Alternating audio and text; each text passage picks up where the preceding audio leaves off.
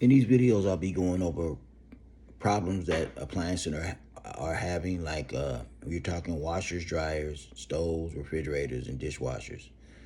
And what I'll do is I'll find a post with a problematic appliance. I'll read the post.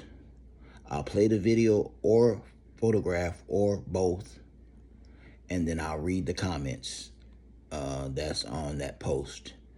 And then I'm welcoming all DIYers and appliance techs to chime in as to answers or questions you might have to help with that problem. So it's a big community thing.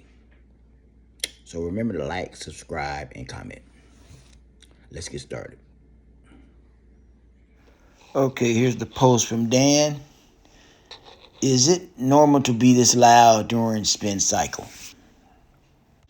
And here's the video. And here are the comments. MAGA says bearings. John says 20-year-old unit with bad bearings. Doing a bearing job on this unit is not easy. I would get a new machine. Good time to get one with the holiday sales. Brian says you can get bearings for the outer tub. The measurements have to be precise. 2 different sizes. Jeff says bearings shot.